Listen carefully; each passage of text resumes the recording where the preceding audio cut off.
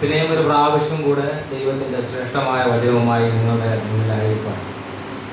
സർവകൃപാലുവായ ദൈവം ജീവിതത്തിൽ ഒരു അവസരത്തെ കൂടെ നൽകുന്ന ഓർത്ത് ദൈവത്തെ സ്തുതിക്കുന്നു. അഭിയോഗ്യ തിരുമേനി, ഏറ്റവും ബഹുമാനപ്പെട്ട ദിനീശച്ചൻ, ബഹുമാന്യരായ സംഭാഷന്മാർ, സന്ധ്യാധ്യാനത്തിൽ വന്ന് സംബന്ധിക്കുന്ന പ്രിയരെ, സന്ധ്യങ്ങൾ ക്രിസ്തയേശുവിൻ്റെ നാമത്തിലുള്ള വന്ദനത്തെ അറിയിക്കുന്നു. ദൈവമായ കർത്താവ് ഈ ശാന്തമായ സന്ധ്യങ്ങളും നമ്മോട് ഹൃദയമായി ഇടപെടുകയും തൻ്റെ വചനത്താൽ നമ്മെ ആശ്വസിപ്പിക്കുകയും ചെയ്യട്ടെ എന്ന് ആത്മാർത്ഥമായിട്ട് പ്രാർത്ഥിക്കുന്നു.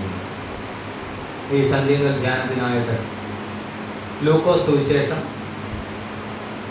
അതിൻ്റെ 19-ാമത്തെ അധ്യായം 5-ാമത്തെ തിരുവചനം വായിക്കാം. ലൂക്കോസ് സുവിശേഷം അതിൻ്റെ 19-ാമത്തെ അധ്യായം 5-ാമത്തെ തിരുവചനം. അവൻ ആ സ്ഥലത്ത് എത്തിയപ്പോൾ മേലോട്ട് നോക്കി സക്കായിയെ വേഗം ഇറങ്ങി വാ, ഞാൻ ഇന്ന് നിന്റെ വീട്ടിൽ പാർക്കേണ്ടതാകുന്നു എന്ന് അവരോട് പ്രാർത്ഥിച്ചു. ഞങ്ങളെ സ്നേഹിക്കുന്ന നല്ല ദൈവം, ശാന്തമായ സന്ധ്യങ്ങൾ അവിടുത്തെ തിരുവചനത്തിന് മുൻപാകെ ഞങ്ങളെ സമർപ്പിക്കുന്നു. അവിടുത്തെ കൃപ ഞങ്ങളുടെ മേൽ പകർന്ന് മുന്നോട്ടുള്ള ഞങ്ങളുടെ ജീവിതയാത്രയിൽ അവിടത്തോട് ചേർന്ന് ജീവിക്കാൻ ഞങ്ങളെ സഹായിക്കുന്നു. ബലഹീനനായ അടിയൻ്റെ വായിലെ വാക്കുകൾ, ഞങ്ങളുടെ ഏവരുടെയും ഹൃദയത്തിലെ വിചാരങ്ങൾ കർത്താവ് ഞങ്ങളുടെ തിരുമുൻപാകെ പ്രസാദകരമായിരിക്കുമാറാകട്ടെ. അനുഗ്രഹിക്കപ്പെട്ടതായ ഒരു ഭാഗമാണ് ഈ സന്ധ്യകളിൽ വായിച്ചു കേട്ടത്. യേശു കർത്താവ് എങ്ങനെ ഉള്ളവൻ എന്ന് കാണേണ്ടിയതിന് ശ്രമിച്ച ഒരു വ്യക്തിയുടെ ജീവിതത്തിൻ്റെ പ്രധാനമായ ചില നിമിഷങ്ങളെയാണ് ഈ ഭാഗത്ത് നമുക്ക് കാണുവാനായിട്ട് സാധിക്കും. പ്രിയമുള്ളവരെ, ജീവിതത്തിൽ ഞാനും നിങ്ങളും ക്രിസ്തു എങ്ങനെയുള്ളവനെന്ന് കാണുവാൻ ആത്മാർത്ഥമായിട്ട് ശ്രമിക്കേണ്ടിയിരിക്കുന്നു എന്ന് ഈ ധ്യാനസന്ധ്യയിൽ ഒന്ന് ഓർക്കുന്നത് നന്നായി. വളർച്ചയിൽ കുറിയവനായ ഈ മനുഷ്യൻ, നമുക്ക് ഈ ഭാഗം വളരെ വ്യക്തമായിട്ട് അറിവുള്ളത് കൊണ്ട് ഞാൻ ആ ഭാഗത്തെ വളരെ വിസ്താരമായും വിശദമായിട്ടും നിങ്ങളോട് പറയുവാനായിട്ട് ഈ സമയത്ത് ആഗ്രഹിക്കുന്നില്ല. ചില കാര്യങ്ങൾ മാത്രം നിങ്ങളുടെ ഓർമ്മയിൽപ്പെടുത്തി ഞാൻ എൻ്റെ ധ്യാന സമയത്തിൽ നിന്ന് കൊള്ളാം എന്ന് ആഗ്രഹിക്കുന്നു. വളരെ സമ്പന്നനായിരുന്ന ഒരു മനുഷ്യൻ, ചുങ്കക്കാരിൽ പ്രധാനിയായ ഒരു മനുഷ്യൻ എന്നൊക്കെയാണ് ഈ ഭാഗത്ത് ഈ മനുഷ്യനെ പ്രസ്താവിച്ചു കാണുന്നത്. 19-ാമത്തെ അധ്യായം അതിൻ്റെ 1 മുതൽ 10 വരെയുള്ള തിരുവചന വേദഭാഗങ്ങളിലാണ് നമുക്ക് ഈ സംഭവത്തെ കാണുവാനായിട്ട് സാധിക്കും. യേശു കർത്താവ് യെരിഹോവിൽ നിന്ന് യെരുശലേമിലേക്ക് വരുന്ന യാത്രാമധ്യേ വഴിവക്കിലിരുന്ന ഒരു കുരുടനായ മനുഷ്യൻ യേശു കർത്താവ് വരുന്നുണ്ട് എന്ന് അറിഞ്ഞിട്ട് നിലവിളിക്കുകയും കർത്താവ് ഈ മനുഷ്യനെ കാഴ്ച നൽകി അയക്കുന്നതായിട്ട് നമുക്ക് കാണുവാനായിട്ട് സാധിക്കും. യേശു കർത്താവിൻ്റെ സൗഖ്യദായക ശുശ്രൂഷയ്ക്ക് ശേഷം യെരുശലേമിലേക്ക് കടന്നു വരുമ്പോൾ യേശു കർത്താവിനെ കുറിച്ച് കേട്ടിട്ട് അവൻ എങ്ങനെയുള്ളവനെന്ന് കാണുവാൻ ആഗ്രഹിച്ച് ബന്ധപ്പെട്ട് ഓടി കാട്ടത്തിമേൽ കയറി യേശുവിനെ കാണാനായിട്ട് ആഗ്രഹിച്ചിരിക്കുന്ന ഒരു മനുഷ്യൻ്റെ നേർചിത്രത്തെ നമുക്ക് ഈ ഭാഗത്ത് കാണുവാനായിട്ട് സാധിക്കും. പ്രിയപ്പെട്ടവരെ, ഈ ശാന്തമായ സന്ധ്യകളിൽ എനിക്ക് നിങ്ങളോട് പറയുവാനായിട്ടുള്ളത്, ക്രിസ്തുവിനെ കുറിച്ച് ഞാനും നിങ്ങളും കേട്ടിട്ടുണ്ട്.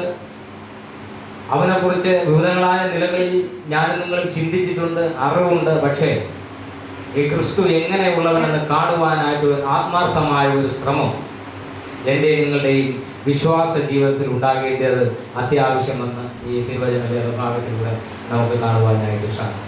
ഇവിടെ 5-ാമത്തെ ഭാഗം വായിച്ചു കേട്ടത് ഇങ്ങനെയാണ്: അവൻ ആ സ്ഥലത്ത് എത്തിയപ്പോൾ മേലോട്ട് നോക്കി സക്കായിയെ വേഗം ഇറങ്ങി വാ, ഞാൻ ഇന്ന് നിന്റെ വീട്ടിൽ പാർക്കേണ്ടതാകുന്നു എന്ന് പറഞ്ഞു.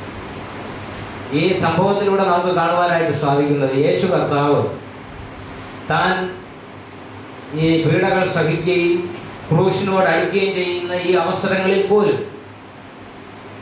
കാണാതെ പോയതായ ചില വ്യക്തികളെ തിരഞ്ഞു പിടിച്ച് നിത്യതയിലേക്ക് ചേർക്കുവാനായിട്ടുള്ള ക്രിസ്തുവിൻ്റെ ആ ദൗത്യത്തിൻ്റെ നിർവഹണത്തെ പിന്നെയും പ്രവർത്തിക്കുന്നതായിട്ട് നമുക്ക് കാണുവാനായിട്ട് സാധിക്കും.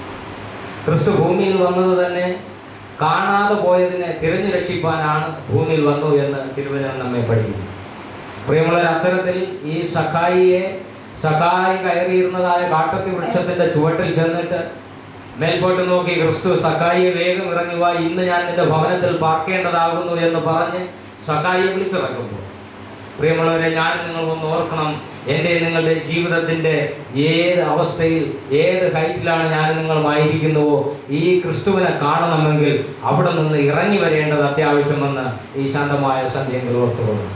എൻ്റെ ആരോഗ്യത്തിൻ്റെ ഏറ്റവും ഉന്നതിയിലാണ് ഞാൻ നിൽക്കുന്നത് എങ്കിൽ അവിടെ നിന്ന് ക്രിസ്തുവിനെ കാണണമെന്നുള്ള വാഞ്ചയോടെ ആഗ്രഹത്തോടെ ക്രിസ്തുവിൻ്റെ അടുക്കിലേക്ക് ഇറങ്ങി വരുവാൻ ഞാൻ തയ്യാറാകുന്നു എങ്കിൽ മാത്രമേ ഈ ക്രിസ്തുവിനെ കാണുവാനായിട്ട് സാധിക്കുകയുള്ളൂ എന്ന് നമുക്ക് മനസ്സിലാക്കുവാനായിട്ട് സാധിക്കും.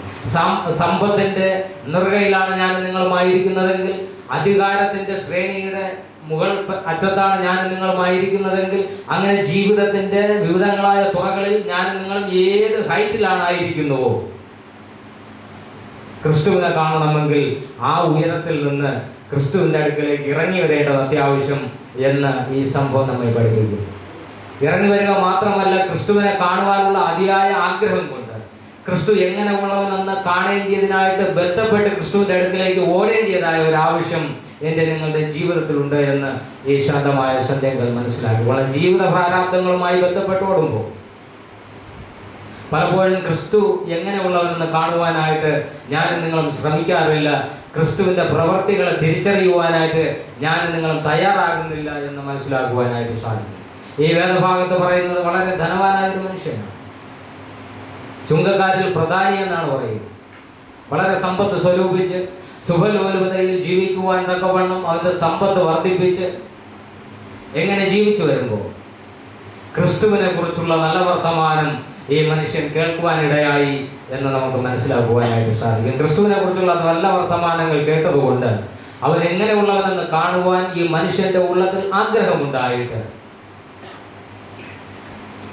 വളരെ ബന്ധപ്പെട്ട് ഓടി ക്രിസ്തുവിന്റെ കൂടെ എപ്പോഴും ഒരു ജനസമൂഹം ഉണ്ടായിരുന്നത് കൊണ്ട് വളർച്ചയിൽ കുറയുവാനായി ഈ മനുഷ്യന് ക്രിസ്തുവിന്റെ അടുക്കലേക്ക് ചെല്ലുവാനോ അവനെ കാണുവാനോ സാധിക്കാത്ത സാഹചര്യം ഉണ്ടായതുകൊണ്ട് ഈ മനുഷ്യൻ ബന്ധപ്പെട്ട് ഓടി ഒരു കാട്ടത്തിന്മേൽ കയറി ക്രിസ്തുവിനെ കാണുവാനുള്ള ഒരു ശ്രമം നടത്തുന്നതായിട്ട് നമുക്ക് കാണുവാനായിട്ട് സാധിക്കും. പ്രിയപ്പെട്ടവരെ, ജീവിതത്തിൽ, വിശ്വാസ ജീവിതത്തിൽ ഞാൻ നിങ്ങളും പാരമ്പര്യമുണ്ട്, നമ്മുടെ പ്രായത്തിനൊത്ത അറിവുണ്ട്, എല്ലാം ഉണ്ടായിരിക്കെ വിശ്വാസത്തിൽ സക്കായിയേക്കാൾ കുറവരായി പോയിരിക്കുന്നു എന്ന് വലിയ തിരിച്ചറിവ് ഈ സന്ധ്യയിൽ എനിക്ക് നിങ്ങൾക്കും ഉണ്ടാകേണ്ടത് അത്യാവശ്യം. സക്കായി ശാരീരികമായി വളർച്ചയിൽ കുറയുവാനാണെങ്കിൽ, പ്രിയമുള്ളവരുടെ വിശ്വാസ ജീവിതത്തിൽ സക്കായിയേക്കാൾ വളർച്ചയിൽ കുറവരായി പോയി ഞാൻ നിങ്ങൾ വന്ന ദുഃഖകരമായ സത്യം ഈ ശാന്തമായ സന്ധ്യങ്ങൾ മനസ്സിലാക്കേണ്ടിയിരിക്കുന്നു. മുമ്പൊരിക്കൽ പോലും ക്രിസ്തുവിനെ സക്കായി കണ്ടിട്ടില്ല, ക്രിസ്തുവിന്റെ വീര്യപ്രവർത്തികളെ അവൻ ദർശിച്ചിട്ടില്ല, അടയാളങ്ങൾക്കും അത്ഭുതങ്ങൾക്കും അവൻ സാക്ഷിയായിട്ടില്ല. ക്രിസ്തുവിനെ കുറിച്ചുള്ള നല്ല വർത്തമാനം കേട്ടതുകൊണ്ട് അവൻ എങ്ങനെയുള്ളവനെന്ന് കാണുവാൻ ബന്ധപ്പെട്ടോടുന്ന സക്കായി നമ്മുടെ ജീവിതത്തിന്റെ നേർചിത്രമായി മാറും. സക്കായിയെ പോലെ ക്രിസ്തുവിനെ കാണുവാൻ ബന്ധപ്പെട്ടോടുന്നവരായി ഞാൻ നിങ്ങളും മാറേണ്ടിയിരിക്കുന്നു.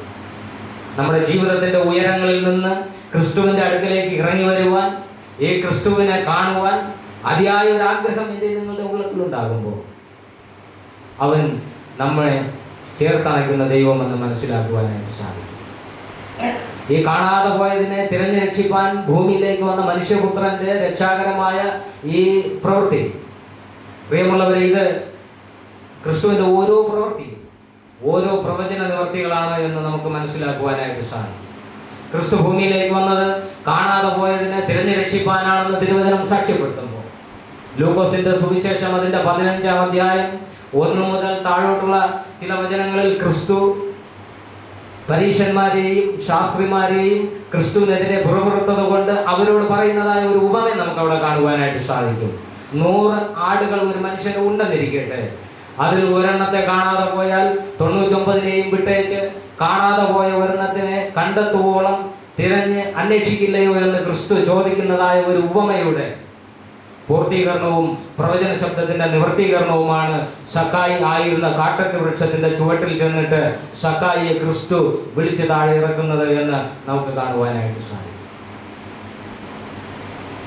നോക്കണമേ, 100 ആടുകൾ ഉണ്ടായിരുന്ന ഒരു മനുഷ്യൻ ഒരു ആട് നഷ്ടപ്പെട്ടു പോയാൽ അവൻ 99 വിട്ടേച്ച് കാണാതെ പോയ ഒരു ആട്ടിനെ തിരഞ്ഞു ചെല്ലുന്ന മനോഭാവം ക്രിസ്തുവിന്റെ ശുശ്രൂഷയിൽ ഉടനീളം നമുക്ക് കാണുവാനായിട്ട് സാധിക്കും. പ്രിയമുള്ളവരെ, 15-ാം അധ്യായം അതിന്റെ 7-ാമത്തെ തിരുവചനം വായിച്ചാട്ടെ. ലൂക്കോസ് സുവിശേഷം അതിന്റെ 15 7-ാമത്തെ തിരുവചനം. അങ്ങനെ തന്നെ മാനസാന്തരം കൊണ്ട് ആവശ്യമില്ലാത്ത 99 നീതിമാന്മാരെ കുറിച്ച് ഉള്ളതിനേക്കാൾ മാനസാന്തരപ്പെടുന്ന ഒരു പാപിയെ ചൊല്ലി സ്വർഗത്തിൽ അധികം സന്തോഷമുണ്ടാകുമെന്ന് ഞാൻ നിങ്ങളോട് പറയുന്നു. ക്രിസ്തു ഇതാരോടാണ് പറഞ്ഞെന്നറിയാമോ? പരീശന്മാരോടും ശാസ്ത്രിമാരോടുമാണ് ക്രിസ്തു ഈ വലിയ പ്രസ്താവന നടത്തിയതെന്ന് നമുക്ക് കാണുവാനായിട്ട് സാധിക്കും. എൻ്റെ പ്രിയമുള്ളവരെ, ഈ 19-ാമത്തെ അധ്യായം എൻ്റെ 1 മുതൽ 10 വരെ രേഖപ്പെടുത്തിയിരിക്കുന്ന വലിയ സംഭവം ഈ മാനസാന്തരപ്പെടുന്ന ഒരു പാപിയെ കുറിച്ച് സ്വർഗം സന്തോഷിക്കുന്നു എന്ന ആ വലിയ വാക്യത്തിൻ്റെ വചനത്തിൻ്റെ നിവർത്തീകരണമാണ് എന്ന് നമുക്ക് കാണുവാനായിട്ട് സാധിക്കും. അത് മാത്രമല്ല, മാനസാന്തരപ്പെടുന്ന ഒരു പാപിയെ കുറിച്ച് ഇത്ര അധികം സ്വർഗം സന്തോഷിക്കുമെങ്കിൽ ഈ ശാന്തമായ സന്ധ്യകൾ ക്രിസ്തുവിനെ കാണുവാൻ തക്കവണ്ണം ഹൃദയ വിചാരങ്ങളുടെ കൊടുമുടിയിൽ നിന്ന് ഞാൻ നിങ്ങളും ക്രിസ്തുവിൻ്റെ പാദപീഠത്തോളം ഇറങ്ങി വരേണ്ടതായിട്ടുണ്ട് എന്ന് ഈ രാത്രിയിൽ മനസ്സിലാക്കണം. സക്കായിയെ ഇറങ്ങി വാ എന്ന് പറഞ്ഞ മാത്രയിൽ ബന്ധപ്പെട്ട് കാട്ടത്തിമേൽ നിന്ന് ഇറങ്ങി വന്ന് സക്കായിയുടെ ഭവനത്തിലേക്ക് കടന്നു വരുന്ന രാവാർക്കുന്ന ക്രിസ്തുവിനെ നമുക്ക് കാണുവാനായിട്ട് സാധിക്കും. പ്രിയമുള്ളവരെ, ക്രിസ്തുവിൻ്റെ പാദപീഠത്തെങ്കിലോളം ക്രിസ്തുവിൻ്റെ അടുക്കലോളം ഇറങ്ങി വരുവാൻ ഞാൻ നിങ്ങൾ തയ്യാറാകുമ്പോൾ ക്രിസ്തു എന്നോടും നിങ്ങളോടും കൂടെ രാപാർക്കുവാനായിട്ടിടയായിത്തീരും. അവൻ എന്നോടും നിങ്ങളോടും കൂടെ വസിക്കുവാനായിട്ടിടയായിത്തീരുമെന്ന് ഈ രാത്രിയിൽ ഓർത്തുകൊള്ളാം. പ്രിയമുള്ളവരെ, ഈ സംഭവം പ്രവചന നിവർത്തീകരണമാണ് എന്ന് ഞാൻ നിങ്ങളോട് പറയുവാനായിട്ടിടയായി.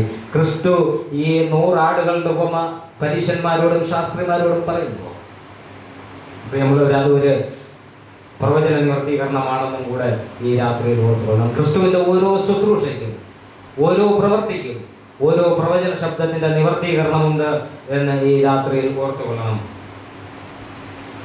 അത് എങ്ങനെ നമുക്ക് മനസ്സിലാക്കുവാനായിട്ട് സാധിക്കും? ഒരു വചനത്തെ കൂടെ വായിക്കാം.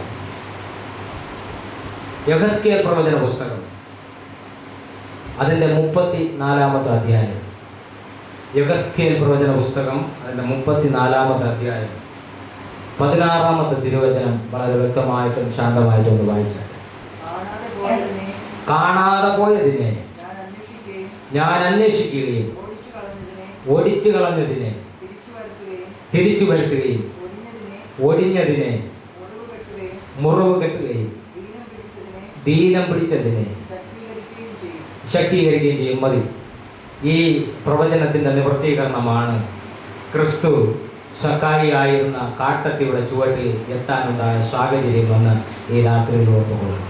ക്രിസ്തുവിങ്കൽ നിന്ന് ആരെല്ലാം ഏതെല്ലാം സാഹചര്യങ്ങളിൽ കാണാതായി പോയിട്ടുണ്ടോ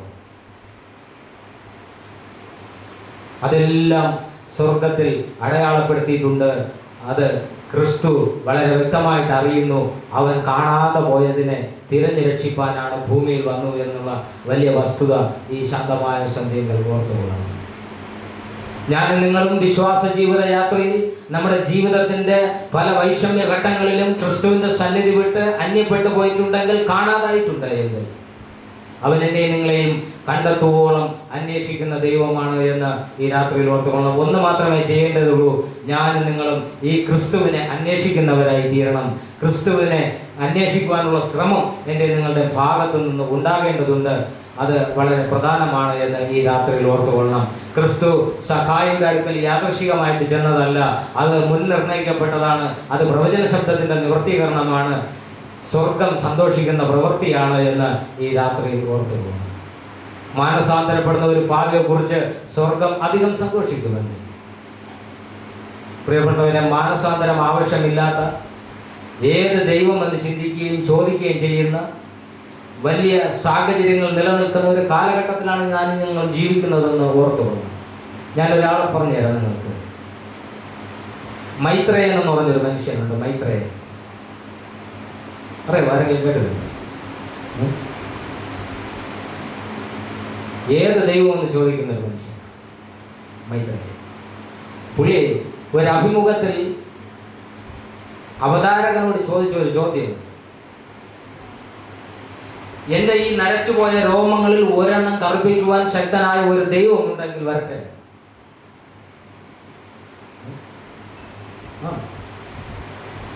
എൻ്റെ വെളുത്തുപോയ ഈ രോമങ്ങളിൽ ഒരെണ്ണത്തെ കറുപ്പിച്ച് കാണിക്കുവാൻ ശക്തനായ ഒരു ദൈവം ഉണ്ടെങ്കിൽ ദൈവമുണ്ട് എന്ന് ഞാൻ അംഗീകരിക്കും. പിന്നെ ഈ മനുഷ്യൻ പറയുന്നു, ഈ പ്രപഞ്ചത്തിന് മേലെ താഴെയൊന്നുമില്ല, ദൈവം എന്ന് പറയുന്ന ഒരു സംഭവമില്ല. നമ്മൾ ചന്ദ്രനിൽ പോയിരുന്നുകൊണ്ട് താഴെ നോക്കിയാൽ ഭൂമി അതിൻ്റെ മുകളിൽ നിൽക്കുന്നതായിട്ട് നമുക്ക് കാണുവാനായിട്ട് സാധിക്കും. അതുകൊണ്ട് പ്രപഞ്ചത്തിന് മേലെയും താഴെയൊന്നുമില്ല, നമ്മൾ മുകളിലാണ് ഇരിക്കുന്നത്, ദൈവമില്ല. ഇത്തരത്തിൽ വാദഗതികളും ചിന്താഗതികളും നിരത്തിയിരുന്ന പരീക്ഷന്മാരും ശാസ്ത്രിമാരും ഒക്കെ അക്കാലത്തും ഉണ്ടായിരുന്നു, ക്രിസ്തുവിൻ്റെ കാലത്ത്. പ്രിയമുള്ളവരെ, ഞാനും നിങ്ങളും ആശ്രയിക്കുന്ന, എൻ്റെ നിങ്ങളുടെയും ആശ്രയത്തിൻ്റെ ഉറവിടമായിരിക്കുന്ന ക്രിസ്തു, അവൻ എന്നെ നിങ്ങളെ തേടി വരുന്ന ദൈവമാണ് എന്ന് ഈ രാത്രി ഓർത്തുകൊള്ളും. ക്രിസ്തുവിനെ കാണുവാൻ തക്കവണ്ണം ഞാനും നിങ്ങളും ബന്ധപ്പെട്ട് ഓടുവാൻ തയ്യാറായാൽ, അവൻ്റെ അടുക്കളോളം ഞാനും നിങ്ങളുമായിരിക്കുന്ന ഏത് അവസ്ഥയിൽ നിന്നും ക്രിസ്തുവിൻ്റെ അടുക്കളോളം ഇറങ്ങി വരുവാൻ ഞാനും നിങ്ങൾ തയ്യാറായാൽ, ഈ ക്രിസ്തു എന്നോടും നിങ്ങളോടും കൂടെ വസിക്കുകയും എന്നെ നിങ്ങളെയും അനുഗ്രഹിക്കുകയും ചെയ്യുന്ന ദൈവമെന്ന് ഈ രാത്രി ഓർത്തുകൊള്ളും. മൈത്രേയനെ പോലെ രോമത്തെ കർപ്പിക്കുവാൻ കെൽപ്പുള്ള ഒരു ദൈവം ഉണ്ടെങ്കിൽ വരട്ടെ എന്ന് അഹങ്കാര ചിന്തകൾ പറയുന്ന മനുഷ്യരല്ല പണ്ടുകൊണ്ടായിരുന്നു. ഈ ക്രിസ്ത്യാനികളെ ഉപദ്രവിക്കുവാൻ തക്കവണ്ണം റോമ സാമ്രാജ്യത്തിന്റെ അധികാരപത്രവും വാങ്ങി മൈത്രേയനേക്കാൾ ആചാരബാഹുവായ, വിദ്യാസമ്പന്നനായ, ധനാഢ്യനായ, ബഹുഭാഷാ പണ്ഡിതനായ, ആചാരബാഹുവായ ഗമാലിയേലിന്റെ കാൽ കീഴിലിരുന്ന് ന്യായപ്രമാണം അഭ്യസിപ്പിച്ചനായ ശൗൽ കുതിരപ്പുറത്ത് കയറി പോകുമ്പോൾ ഈ ശൗലിനെ ദമസ്കസിന്റെ പടിവാതിൽക്കൽ വെച്ച് സൂര്യനെ വെല്ലുന്ന പ്രകാശത്തെ അയച്ച് പിടിക്കുവാൻ ഈ ദൈവത്തിന് സാധിക്കുമെങ്കിൽ, ഇതേപോലെ എത്രയോ മൈത്രേയന്മാരെ പിടിക്കുവാൻ ഈ ദൈവത്തിന് സാധിക്കും എന്നുള്ള കാര്യം ഈ രാത്രിയിൽ ഓർത്തുകൊള്ളണം. ഒരു മൈത്രേയനും നമ്മുടെ ക്രിസ്തുവിന്റെ മുമ്പേ സകല ദേവന്മാർക്കും മീതെ അത്യന്തം രാജാവായിരിക്കുന്ന ഈ ദൈവത്തിന്റെ സന്നിധിയിൽ ഒരു മൈത്രേയനും നിൽപ്പാനായിട്ട് സാധ്യമല്ല. സക്കായിയെ പോലെ ക്രിസ്തുവിനെ കാണുവാനുള്ള വാഞ്ചയോടുകൂടെ ബന്ധപ്പെട്ട് ഓടുവാൻ, ക്രിസ്തുവിന്റെ അടുക്കലേക്ക് വളരെ ബന്ധപ്പെട്ട് ഇറങ്ങി വരുവാൻ തയ്യാറാകുന്ന ഒരു മനുഷ്യനെ തേടി ചെല്ലുന്ന ക്രിസ്തുവിന്റെ സാന്നിധ്യവും സാമീപ്യവും ഒരു മൈത്രേയന്റെയും വാദഗതികൾക്ക് മുന്നിൽ തടസ്സമല്ല എന്ന് ഈ രാത്രിയിൽ ഓർത്തുകൊള്ളണം. ശാന്തമായ നോമ്പുകാല ധ്യാനങ്ങളുടെ ഈ സന്ധ്യയെങ്കിൽ എൻ്റെ പ്രിയപ്പെട്ടവർ, നിങ്ങൾ ഓർക്കേണ്ടതായ ഒരു വിഷയമുണ്ട്. ക്രിസ്തുവിനെ കാണുവാനുള്ള ആത്മാർത്ഥമായ ശ്രമം എൻ്റെ നിങ്ങളുടെ ഭാഗത്തു നിന്നുണ്ടാകുമ്പോൾ അവൻ എൻ്റെയും നിങ്ങളുടെയും അടുക്കൽ വരുന്ന ഒരു ദൈവമാണ്. അവൻ എൻ്റെ നിങ്ങളുടെ ഭവനത്തിൽ രാവാർക്കുന്ന ഒരു ദൈവമാണ്. വെറുതെ രാവാർത്ത് ചില സുഹൃത്തുക്കളും ബന്ധുക്കളും വന്ന് രാവാർക്കുന്നത് പോലെ രാവാർത്ത് ശാപ്പാട് മേടിച്ച് ഇറങ്ങിപ്പോകുന്ന ഒരു ദൈവത്തെ അല്ല ബൈബിൾ പരിചയപ്പെടുത്തുന്നത്. അവൻ രാവാർത്തിട്ട് സക്കായിയുടെ ഭവനത്തിൽ ചെന്ന് രാവാർത്തിട്ട് ഇവനും അബ്രഹാമിന്റെ മകനാകയാൽ ഇന്ന് ഈ ഭവനത്തിന് രക്ഷ വന്നു എന്ന് പറഞ്ഞ് ആ ഭവനത്തെ അനുഗ്രഹിച്ച ക്രിസ്തുവിന്റെ സാന്നിധ്യം, അതാണ് എന്നെ നിങ്ങളെയും വിളിക്കുന്നത്, എന്നെ നിങ്ങളെയും ആഹ്വാനം ചെയ്യുന്നത് ഈ ക്രിസ്തു സ്നേഹത്തിലേക്ക് വരുവാൻ, ഈ ക്രിസ്തുവിനെ കാണുവാനുള്ള ആത്മാർത്ഥമായ ശ്രമം എൻ്റെ നിങ്ങളുടെ ഭാഗത്ത് നിന്നുണ്ടാകുവാൻ. പ്രിയമുള്ളവരെ, നിരന്തരമായ ക്രിസ്തു അന്വേഷകരായി തീരുവാൻ ഞാൻ നിങ്ങൾ തയ്യാറാകണമെന്ന് ഈ രാത്രിയിൽ ഞാൻ നിങ്ങളെ ഓർമ്മിപ്പിക്കുന്നു. സക്കായി ഉദാഹരണമാണ്. സക്കായി ക്രിസ്തുവിനെ കണ്ടിട്ടില്ല. ഞാൻ നിങ്ങൾ ജീവിതത്തിന്റെ ഇരുൾ വീണ രാത്രികളിൽ, ഇരുൾ വീണ സാഹചര്യങ്ങളിൽ മുന്നോട്ട് പോകാൻ സാധ്യമല്ലാതെന്ന അവസരങ്ങളിൽ പലപ്പോഴും ക്രിസ്തുവിനെ കണ്ടിട്ടുണ്ട്. ക്രിസ്തുവിന്റെ സാന്നിധ്യം ഞാൻ നിങ്ങൾ അനുഭവിച്ചിട്ടുണ്ട്. ക്രിസ്തുവിന്റെ ഇടപെടൽ എൻ്റെ നിങ്ങളുടെ ജീവിതത്തിൽ എന്നെ നിങ്ങളെ മുന്നോട്ട് നടത്തിയിട്ടുണ്ട്. എന്നിട്ടും ക്രിസ്തുവിന്റെ സന്നിധിയിൽ നിന്ന് ഞാൻ നിങ്ങൾ ബന്ധപ്പെട്ട് ക്രിസ്തുവിന്റെ അടുക്കലേക്ക് ഓടി ചെല്ലേണ്ടതിന് പകരം ബന്ധപ്പെട്ട് ക്രിസ്തുവിന്റെ അടുക്കൽ നിന്ന് ഓടി അന്യപ്പെട്ടു പോയിട്ടുണ്ട്. ഇന്ന് രാത്രിയിൽ ഓർത്തുകൊള്ളണം, ഞാൻ നിങ്ങൾ ക്രിസ്തു സന്നിധി വിട്ട് ഓടി അകലേണ്ടിയവരല്ല. അവന്റെ അടുക്കലേക്ക് ക്രിസ്തുവിനെ കാണുവാനുള്ള വാഞ്ച കാരണം ഓടി അടുക്കേണ്ടവരാണ് എന്ന് ഈ രാത്രിയിൽ ഓർത്തുകൊള്ളണം. വളരെ മനോഹരമായിട്ട് ഈ ഭാഗം രേഖപ്പെടുത്തുന്നു സക്കായി. അതിന്റെ പരമമായ ഉദാഹരണം ഈ രാത്രിയിൽ എനിക്ക് നിങ്ങൾക്ക് മുന്നിൽ ബൈബിൾ പ്രസ്താവിക്കുന്ന ശക്തമായ ഒരു ഉദാഹരണമാണ് സക്കായി. ക്രിസ്തു എങ്ങനെയുള്ളവനെന്ന് കാണുവാൻ. ക്രിസ്തു വളരെ സവിശേഷതകളുള്ളവനാണ്. ശുശ്രൂഷയിൽ സവിശേഷതകളുള്ളവൻ, ജീവിതശൈലിയിൽ സവിശേഷതകളുള്ളവൻ, പ്രവൃത്തിയിൽ ഉടനീളം സവിശേഷതകളുള്ളവൻ. അനേകം ദേവന്മാരെക്കാൾ സവിശേഷമായ ദേവൻ ക്രിസ്തു. ഈ ക്രിസ്തു എങ്ങനെയുള്ളവനെന്ന് കാണുവാനുള്ള ഓട്ടവും ശ്രമവുമായിരിക്കണം എൻ്റെ നിങ്ങളുടെ വിശ്വാസ ജീവിതം. ഇല്ലെങ്കിൽ നോമ്പാചരിച്ചത് കൊണ്ട് 50 ദിവസവും മുടങ്ങാതെ ദേവാലയത്തിൽ വന്ന് സന്ധ്യാധ്യാനങ്ങൾ കൂടിയതുകൊണ്ട് പ്രാർത്ഥിച്ചതുകൊണ്ട് എന്ത് ഫലം? ക്രിസ്തു എങ്ങനെയുള്ളവനെന്ന് കാണുവാനുള്ള ആഗ്രഹം, അവൻ എങ്ങനെയുള്ളവനെന്ന് അറിയുവാനുള്ള ആഗ്രഹം എൻ്റെ നിങ്ങളുടെ ഉള്ളത്തിൽ ഉണ്ടാകേണ്ടത് അത്യാവശ്യം. ഇല്ല എങ്കിൽ ബാഹ്യമായ പ്രകടനങ്ങൾ ഈ ഉപവസിക്കുമ്പോൾ മറ്റുള്ളവർക്ക് വിളങ്ങേണ്ടതിനായിട്ട് കപടമുഖം കാണിക്കരുതെന്ന് ക്രിസ്തു പറഞ്ഞിട്ടുണ്ട്. അതുപോലെ എൻ്റെ നിങ്ങളുടെ വേഷവിധാനങ്ങളും എൻ്റെ നിങ്ങളുടെ മാന്യതയുടെ മുഖംമൂടികളും ഒക്കെ പൊയ്യായി പോകുന്ന ചില നിമിഷങ്ങൾ വരും. ക്രിസ്തുവിൻ്റെ മുമ്പിൽ കപടതകൾക്ക് സ്ഥാനമില്ല എന്ന് ഈ രാത്രിയിൽ ഓർത്തുകൊള്ളണം. സക്കായിയെ പോലെ ക്രിസ്തുവിൻ്റെ പാദപീഠത്തൊങ്കിലോളം ഇറങ്ങി വന്നിട്ട് ആത്മാർത്ഥമായ ചില പ്രസ്താവനകളെ, ചില സമർപ്പണങ്ങളെ ക്രിസ്തുവിൻ്റെ സന്നിധിയിൽ സമർപ്പിക്കേണ്ടതായിട്ടുണ്ട്. ഞാൻ അന്യായമായി ആരോടെങ്കിലും എന്തെങ്കിലും വാങ്ങിയിട്ടുണ്ടെങ്കിൽ പല മടങ്ങായി മടക്കി കൊടുത്തുകൊള്ളാമെന്ന് സക്കായി പറയുന്ന ഒരു വലിയ പ്രസ്താവനയുണ്ട്. എൻ്റെ പ്രിയമുള്ളവരെ, എൻ്റെ നിങ്ങളുടെ ജീവിതത്തിലുള്ള പല നന്മകളും പലർക്കും വേണ്ടി പങ്കുവയ്ക്കേണ്ടതായിട്ടുണ്ട് എന്ന് ഈ ഭാഗം നമ്മെ ഓർമ്മപ്പെടുത്തുന്നു. ഒരു ക്രിസ്തു അന്വേഷകൻ്റെ, ഒരു ക്രിസ്തുവിനെ അന്വേഷിക്കുന്ന ഒരു വ്യക്തിയുടെ ജീവിതത്തിലെ നന്മകളും സാഹചര്യങ്ങളും മറ്റുള്ളവർക്ക് വേണ്ടി പങ്കുവയ്ക്കപ്പെടേണ്ടതാണ് എന്ന് ഈ വേദഭാഗം നമ്മളെ ഓർപ്പിക്കുന്നു. സഖ്യായി അതിന് തയ്യാറായതുകൊണ്ട്, ക്രിസ്തുവിൻ്റെ മുൻപേ ഏറ്റു പറയുവാൻ തയ്യാറായതുകൊണ്ട്, ക്രിസ്തു എങ്ങനെയുള്ളവനെന്ന് കാണുവാൻ ആത്മാർത്ഥമായിട്ട് ശ്രമിച്ചതുകൊണ്ട്, ബന്ധപ്പെട്ട് ഓടിയതുകൊണ്ട്, വിളിച്ച മാത്രയിൽ ക്രിസ്തുവിൻ്റെ അടുക്കലേക്ക് ഇറങ്ങി വരുവാൻ തക്കവണ്ണം ബന്ധപ്പെട്ട് ആ വലിയ മനസ്സിനെ ദൈവം കണ്ടതുകൊണ്ട്, സക്കായിയോട് ചേർന്ന് സക്കായിയുടെ ഭവനത്തിൽ വസിച്ച് ആ ഭവനത്തെ അനുഗ്രഹിക്കുവാനിടയായി, വീടടങ്കം ക്രിസ്തുവിനെ അറിയുവാനിടയായി എന്ന് ഈ രാത്രിയിൽ ഓർത്തുകൊള്ളണം. ഞാൻ നിങ്ങളും കുടുംബമായി, തലമുറകളായി, ജീവിത സാഹചര്യങ്ങളായി ക്രിസ്തുവിനെ അറിയുന്നവരും ക്രിസ്തുവിനെ അന്വേഷിക്കുന്നവരുമായി തീരുവാൻ ഇടയായിത്തീരണം. അപ്പോഴാണ് ഈ ക്രിസ്തു എൻ്റെ നിങ്ങളുടെ ജീവിതത്തിൽ വന്ന് വസിക്കുവാനായിട്ട് ഇടയായിത്തീരും. ഇല്ലെങ്കിൽ ചില മൈത്രേയന്മാരെ പോലെ, ചില ശൗലുകളെ പോലെ ഞാൻ നിങ്ങൾ മാറിപ്പോകുവാനായിട്ട് സാധ്യതയുണ്ട്.